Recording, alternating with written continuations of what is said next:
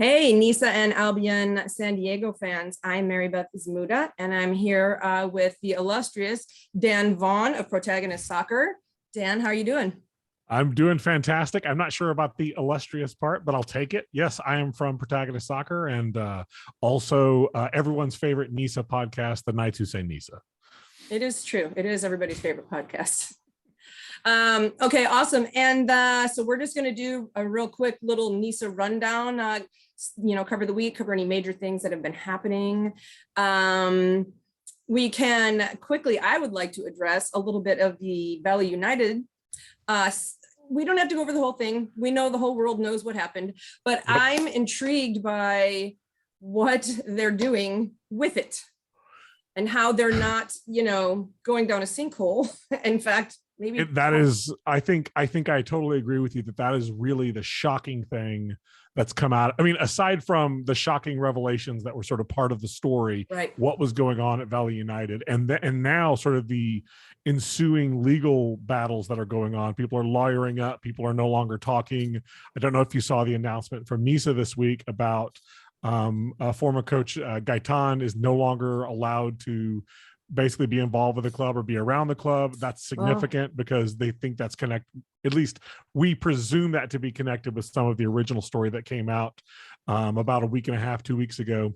But yeah, Valley United, the doors haven't fall off, right? Like we kind of thought everything was just going to kind of fall apart and that the team would sort of disappear, maybe whimper through the rest of the season. Absolutely. And certainly all the points being docked didn't help. So many. But came out and got a draw against Albion, obviously, in their first game back, and then got a win this last couple of days ago. So, I mean, awesome to see. Valley United really looks like they're coming together. There was a lot of talent on that roster.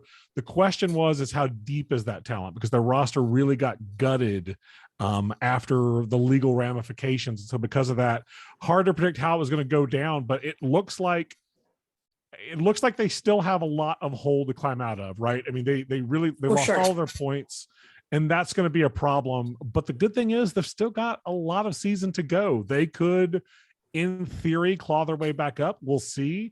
I mean, as of right now, they're only 1 point short of LA Force, and that's and they play Flower City, yeah. Mm-hmm. Yeah, so it's interesting to see. We'll see how that continues, if they're able to continue to add to that roster.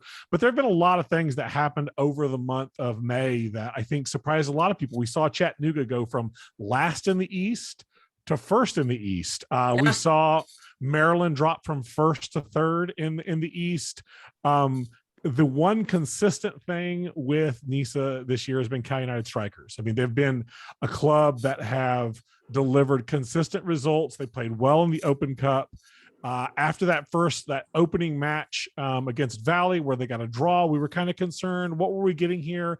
And they've kind of turned it on since then. And it's been I won't say it's a one club show because there's a lot of clubs still within reach. And because of the length of this year's schedule, there's a lot of time for people to still catch up. But if Cal United continues to put 3 points in the bank each match, it's going to be really hard to catch up. We saw that last season with Detroit City where, that's what I was going to say. They are straight throwing Detroit City vibes, like 100% to me. Like, I'm just like, wait, what now?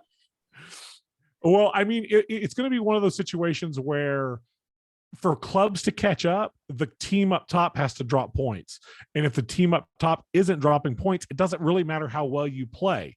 Now, the good thing for all of these teams is they can get into the playoffs. There's 3 slots for each side, each conference, the East and West.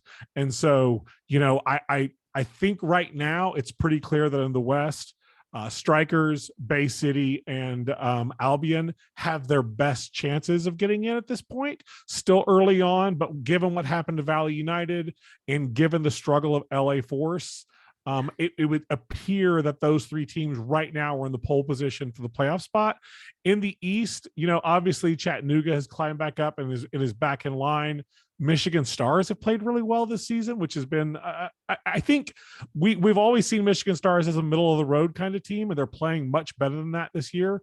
So Coach Banks has really got them playing well. And then Maryland Bobcats, but Maryland Bobcats have been in a little bit of a slump right now. They're struggling with injuries, they're struggling scoring goals, and so because of that, we'll see what happens. The East is certainly feels closer than the West. The West definitely feels like there's some stratification between those top three and the bottom two.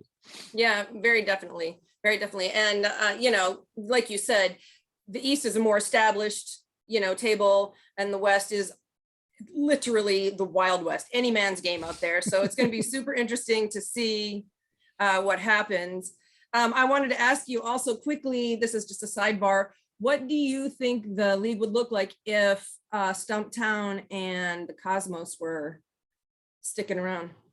It'll be interesting to see. Stumptown, as far as we know, in the offseason, that property was sold to a youth organization there. And so as far as everyone knew, they had talked about coming in this season and then decided that it was better for them to come in 2023.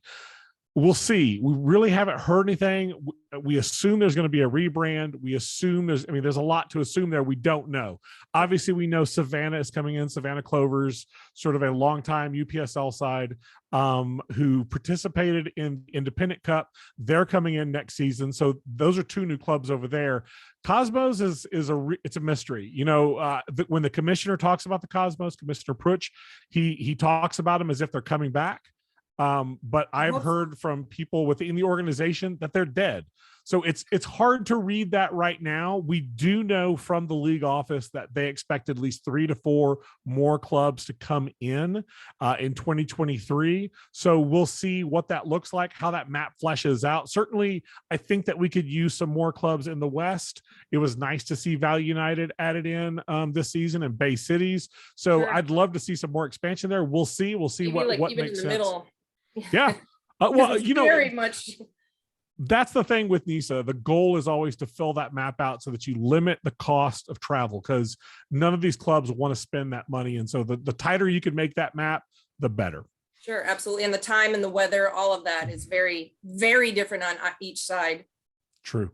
Okay. Well, Dan, that was an amazing roundup. Do you have any little secret nuggets you want to let us in on, or? I'll say this, Nights Who Say NISA, we run 2 shows a week. We run every week on Tuesday. We run every week on Friday. And of course, on Wednesday, we release on protagonistsoccer.com. We release our power rankings for all 10 clubs and the Nights Who Say NISA power rankings. We work together on that. It's a collaborative effort. So check out Protagonist podcast on wherever you get your podcasts. There's a whole bevy of podcasts there. Usually we're doing 4 or 5 podcasts focused on lower league soccer. So there's something for everyone, including our NISA friends, but also if you're invested or interested in other leagues, there's plenty of content there for you. So check out protagonistsoccer.com. Yeah, absolutely. They were a hidden gem. I'm super glad to come across them, and a vast array of soccer knowledge that you couldn't even guess is out there. So it's awesome. Thank you. Thanks you for having me on. Pardon? Thanks for having me on. Thank you. Yeah, of course. Maybe we could do it again sometime. It was really nice to talk to you. Thanks a lot. Excellent. Thanks, Albion fans, and NISA, we'll see you next time.